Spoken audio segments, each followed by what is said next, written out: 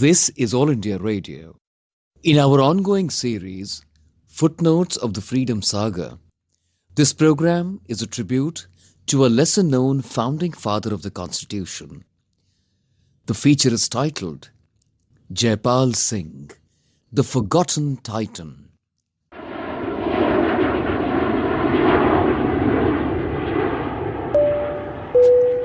Once again, ladies and gentlemen, this is your captain speaking from the flight deck. We have commenced our descent and currently descending to flight level 100.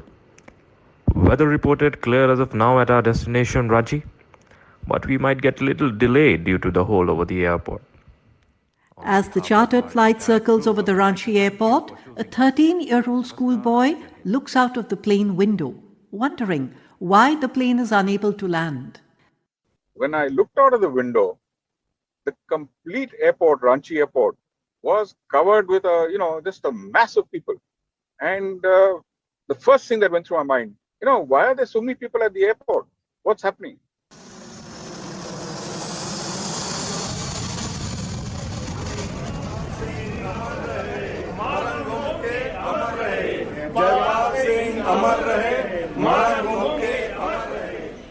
On that sad day in March 1970, young Jayant, along with his mother and brother, was flying the body of his father from Delhi to his native village for the last rites.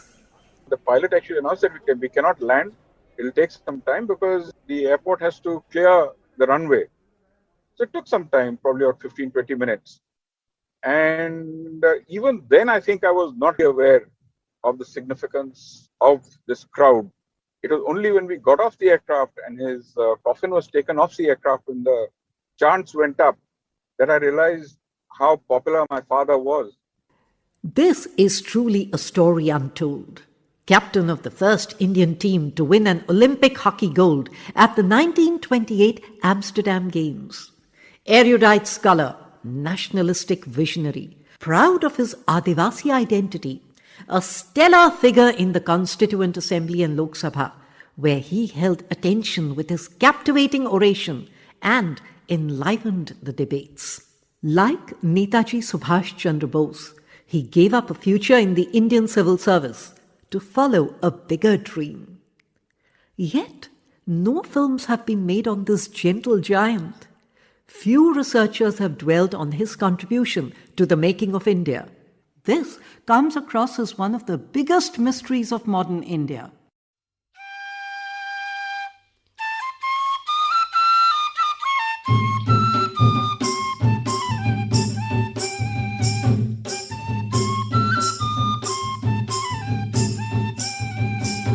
Come, join us on a fascinating voyage spanning several decades and geographies as we attempt to unravel the man and understand the leader.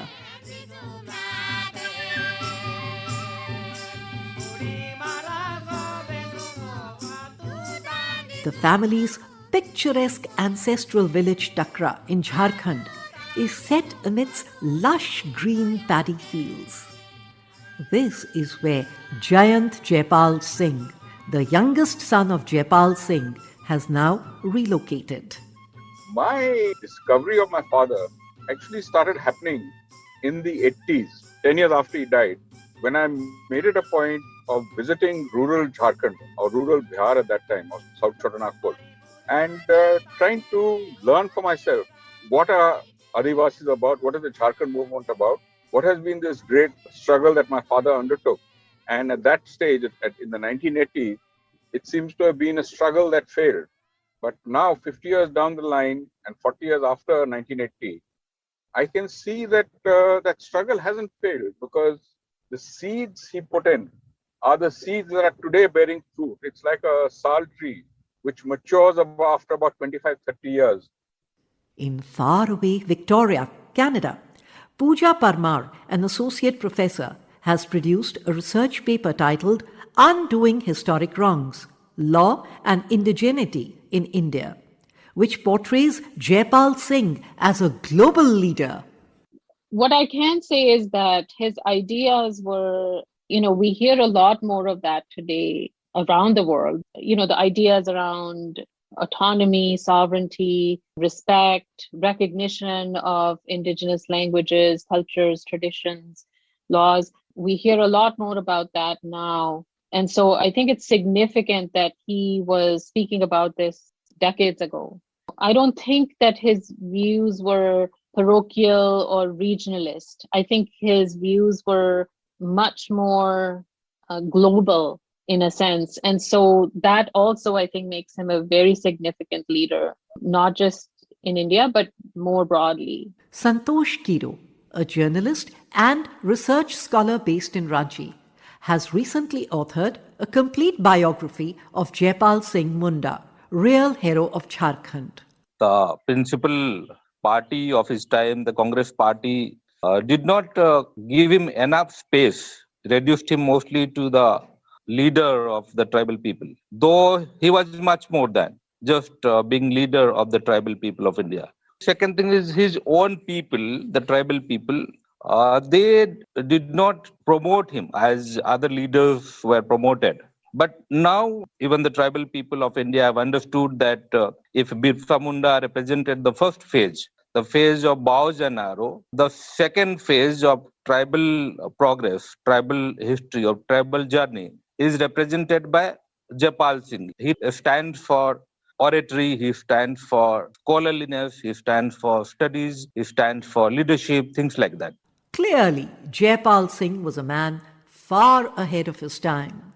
However, before we delve deeper into the many layers of this amazing personality, it would be fitting to highlight the formative influence of his mentor, Canon Cosgrave, principal of St. Paul's School, Ranchi. On a visit to Takra, he came upon a boy of the Munda tribe near the village pond. Jaipal Singh was fishing. The way he was fishing, the style, the quickness, the smoothness of his body, the smoothness of his hand, that seemed to have enchanted, influenced Canon Cosgrave. And then he asked him, would you like to come to Ranchi for study? Then he readily agreed. Then Canon Cosgrave asked his father, Jaipal Singh's father, Amru Pahan, to admit him in Ranchi's St. Paul's School. And that is how his educational journey begins. And in 1918, Canon Cosgrave was transferred back to England. Then he decided to take Jaipal Singh along. The young man was presented a springboard to launch himself from. He did his 2 years of studies in St. Augustine, and then he was admitted to St. John's College for his BA. With economics honors, he studied philosophy, political science, and economics. And then after that, he did his master's in economics. During his master's in economics only, he cracked ICS, and in his autobiography, he says that he scored highest marks in Viva Voce. Yes, it was at St. John's College, Oxford, that Jaipal Singh took the Indian Civil Service ICS exam. Earlier, he had been elected president of the College Debating Society. He was a member of the Essay Society, a member of the College Football 11 in 1925-26, and the College Hockey 11 throughout his time at Oxford. Jaipal Singh also represented the University Hockey 11 in varsity matches from 1924 to 1926, and hence was awarded a Hockey Blue. The wonderful Indian team in the white shorts. India score. India score again. There is no doubt that his leadership abilities surfaced during the stint in Oxford University. As the hockey historian K. Arumugam says, Jaipal Singh's organizational skills were honed when he took the hockey teams on tours of Europe. Every year, Jaipal Singh used to organize hockey tours of college teams to Europe. He was always a defender, fullback, because he never wants the team to concede goals. And he was a very good defender and organizer. The actually salient feature of him is he not only organized tours inside Europe, he brought his teams to India also. That's how the people in Indian Hockey Federation, which was just formed in the early 1920s, they knew about his game, about his leadership qualities. So when India decided to start a hockey team in 1928, they selected 3 players from outside India for the part of being the Amsterdam Olympic hockey team. So 2 people went, including Jaipal Singh. So this is how Jaipal Singh got into prominence as an Indian hockey team captain. He was always happy to be called as a captain of the Indian hockey team, which won the gold medal. The British had wanted him to lead the Great Britain team in Olympic Games. But he was sure he wanted to play for India, even if it meant that he eventually had to give up the perks and prestige of the ICS to play hockey for his beloved country. Decades later, in Mayo College, Ajmer, his 8-year-old son would try to figure out the hockey story. I knew he was a hockey player, and when I first went to Mayo, which is a boarding school in Rajasthan, I used to boast at the young age of 8 that my father invented hockey. I had totally misunderstood or misrepresented the fact that he was the first Indian captain, and I interpreted it to mean he was the first Indian to play hockey. So I grew up in a very political house, and all the political stalwarts of India, at least at that time, would come and go. This was never tom-tommed or never made a great issue of. We were all brought up to be very down to earth. We are all just children of a person, of a father. We are not the children of a famous person, or my father is very famous. The schoolboy Jayant would wonder why the princess and other royals of the time were so deferential to his father. When I was in Mayo, at that time, the Privy Purse system was still there. So you had the Maharajas coming in their cars with their flag flying and the special number plate. They would all be greeting my father. At that time, for a young boy to see these people who were on the governing council and the so-called big shots of the school, all greeting him and this thing. So that came as a big surprise to me, and I couldn't figure out why. And I just thought, I don't know, are they making a mistake? Wondering why were these people who you recognize, and when they walked into a room, we all had to jump up and stand, and we all had to greet them, everything. But to find them in turn greeting my father. One of the most striking aspects of his life is the deeply entrenched tribal identity, despite a decade spent in England. The editor of his autobiography, Rashmi Katyan, shares this telling anecdote from the days when Jaipal Singh returned to Calcutta and joined a private firm. He joined a company called Jardine and Henderson. And in their head office, they had 2 lifts. One lift for the whites and one for the hoi polloi. So when he came, he never used the lift for the sahibs, for the officers. He always used the lift for the others, you can say, the chaprasi, the jhaduwala, and drivers and all that. One day, by chance, one of the officers saw him coming out of that lift, and he said, "Why the hell are you using that lift?" And he said, no, it's okay. What difference does it make which lift I come in? I can come in whichever lift is going up. So there was a complaint made to the higher officials of the company, and they reprimanded him. He quietly listened to them and resigned from the company. He said, "No, I cannot do this." Historian Rakesh Patabyal edited the Penguin Book of Modern Indian Speeches in 2007 and has spent such long hours studying Jaipal Singh's speeches that now he can almost hear the leader of the Adivasi Mahasabha speaking. He placed the issue of tribal, the ST population, as you would call it, at the heart of the debate on what is called the schedule area debate, Schedule 5th and 6th, where the word tribal was not there. So he made it almost single-handedly into the constitution, the word scheduled tribe.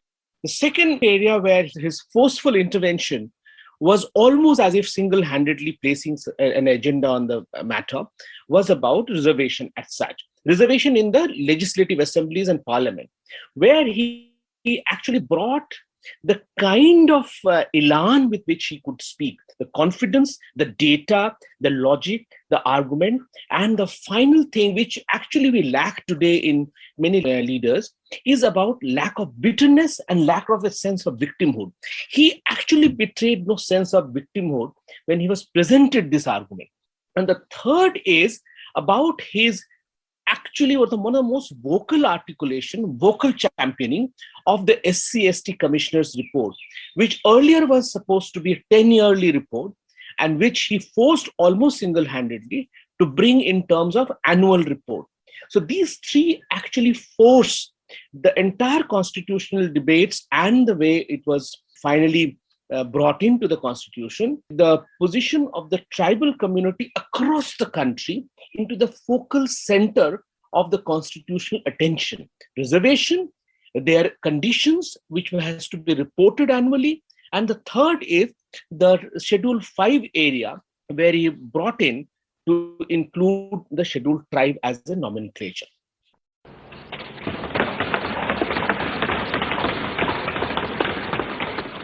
Mr. Chairman, sir, I rise to speak on behalf of millions of unknown hordes, yet very important, of unrecognized warriors of freedom, the original people of India who have variously been known as backward tribes, primitive tribes, criminal tribes, and everything else. In one of his most moving speeches in the Constituent Assembly in 1946, he said, and we quote, "Sir, I'm proud to be a jungli. That is the name by which we are known in my part of the country. Living as we do in the jungles, we know what it means to support this resolution. As a jungli, as an Adivasi, I am not expected to understand the legal intricacies of the resolution. But my common sense tells me, the common sense of my people tells me that every one of us should march in that road of freedom and fight together. Sir, if there is any group of Indian people that has been shabbily treated, it is my people. They have been disgracefully treated, neglected for the last 6,000 years. Is there going to be any provision in the rules whereby it may be possible to bring in more Adivasis? And by Adivasis, I mean, sir, not only men, but women also. There are too many men in the Constituent Assembly. We want more women of the type of Mrs. Vijay Lakshmi Pandit, who has already won a victory in America by destroying this racialism. Jaipal Singh's confidence in his own research allowed him to take on the biggest of Congress leaders like Govind Vallabh Pant, Sardar Patel and A.V. Thakkar without hesitation.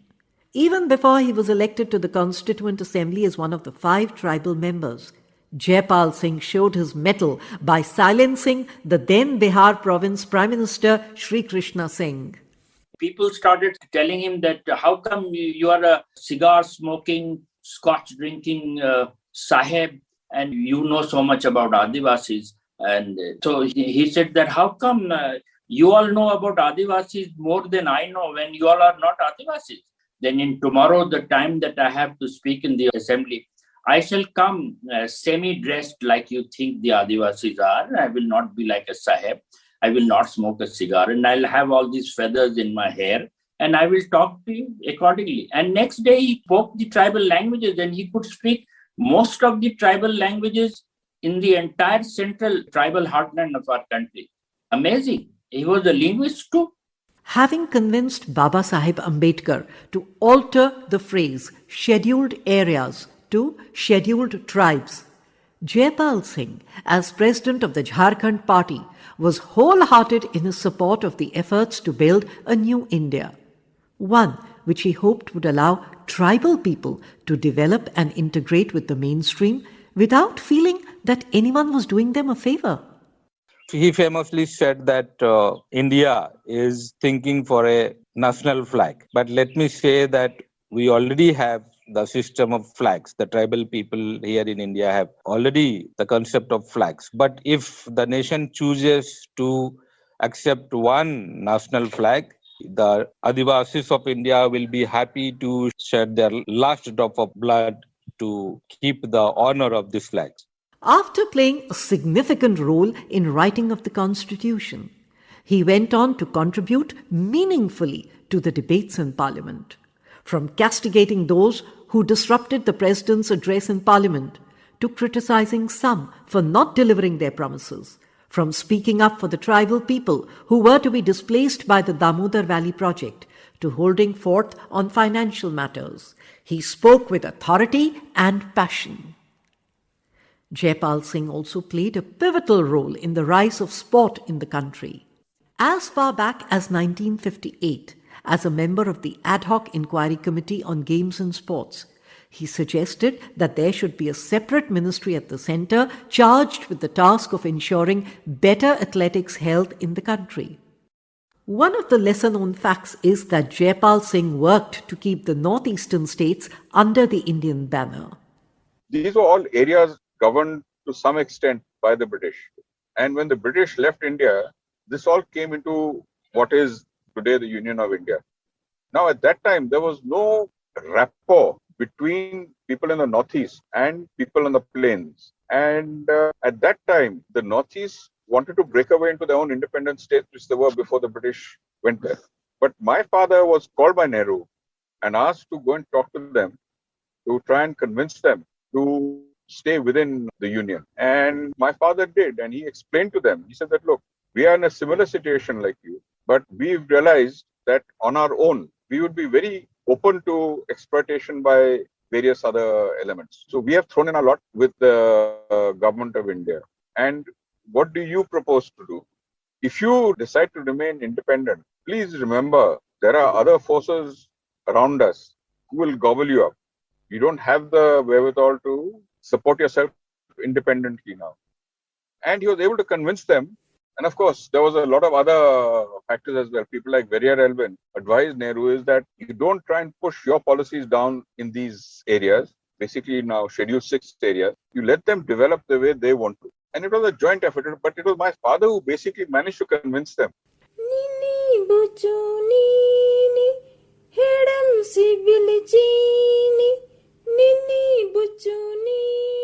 As she rocked her little son to sleep in a remote tribal village, could Radhamuni Pahan have dreamt that the child would become one of the architects of modern India? He was very close to his mother, and his father, he was the Pahan of the region. Pahan means chief priest. So he would go around doing puja here and there, and he did not have much time for him. It was the mother. She was the one who encouraged him to study ahead, to do higher studies of him, and who saw to it that he went on his studies and he did his studies well. And then when he was admitted to St. Paul's College, his mother would come every Sunday, cook mutton for him. In 1938, after holding diverse portfolios in places as diverse as Gold Coast, West Africa, and the princely state of Bikaner, Jaipal Singh returned to the forests of Chota Nagpur to serve his own people. When he asked his mother what she thought of his joining politics, her reply was prophetic. She said that do join politics if you want, but do not expect thanks from your people. She was wise enough to know that people may not understand him because that particular area was not very well educated and people would not understand the importance of his sacrifice. She understood that. It is apparent that he was both taunted and misunderstood by those he was engaged in nation building with. Lawyer academician Pooja Parmar. There is one place where he talks about how there is this suggestion that somebody who walks like him, dresses like him, can't in fact be representing Adivasis. And that's one way of undermining the work that he's trying to do in that assembly. He had done his research. He had traveled across Adivasi regions, speaking with people, learning about their lives, learning about, what is it that means the most to them in this kind of historic moment as the Constitution is being drafted. He talks about things like what is real freedom for Adivasis, whereas many people in the assembly, on the other hand, had a very different approach to this because they come in with this mindset of Adivasis being, quote unquote, backward, needing upliftment, needing help, needing protection. Part of this was colonial, legacy, but part of it was kind of the general people's perception of who Adivasis are as people. The jury may be out on whether Jaipal Singh's selfless work will finally be recognized beyond the borders of the state of Jharkhand. But a few years before he passed away, he found international recognition when the American Indians celebrated him as their honorary chieftain of the Chickasaw Nation. Marang Gomke Jaipal Singh, leader of most of the indigenous people all around the world. He was the inspiration actually for all around the world. Before he died, even the American Indians felicitated him, which is quite historical. Nobody talks about it. Jayant Jaipal too recalls the event in Oklahoma. Chickasaw Nation, they made him an honorary chieftain. Chief Pelichi, spelled P-E-L-I-C-H-I. Sir, is that why this picture of him with the Red Indian headgear? Yes, that's a genuine Red Indian headdress given by the Chickasaw Nation to him when he was made an honorary chief. And he used that for one of his cards, which today has become a very common this thing of him holding up a murga, which was his emblem, wearing that headdress. As biographer Santosh Kiro conjectures, Jaipal Singh was perhaps taken for granted by the very people for whom he was sticking his neck out, with a sense of commitment and purpose. With the formation of Jharkhand in 2000, the mist is lifting and Jaipal Singh's persona has slowly resurfaced. Hijutanae marangom ke idi buai ayarate bai idi buai ayarate.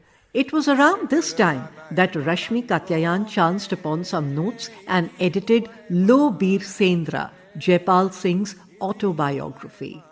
When Jaipal Singh was going in one of his last trips to England to meet his friends, probably he knew that his fate is about to end. So on the ship itself, he wrote notes of what the autobiography that he will write when he comes back to India. When he landed in England, he fell ill and he left those notes with his professor at Oxford University.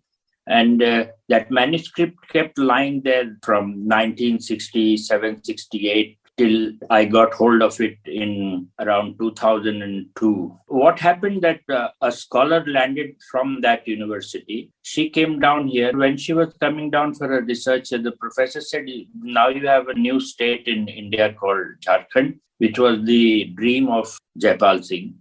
And I have his notes with me of his autobiography. Can you take it down with you and see if something can be done about it? Finally, it landed in my lap. And then those notes, I paraphrased them.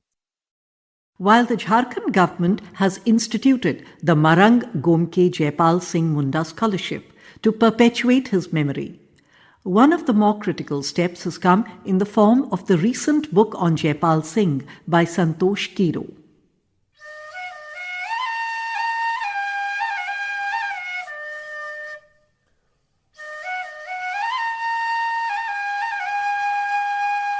Walking the forest paths with his dogs, or sitting beside his father's grave in his beloved Takra village, Jayant Singh believes that greater recognition awaits this forgotten titan.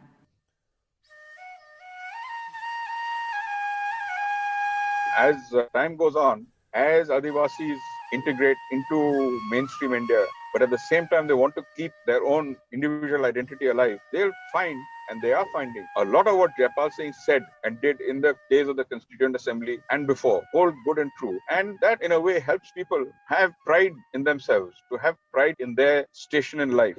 And I think that has been his biggest contribution to Adivasi society.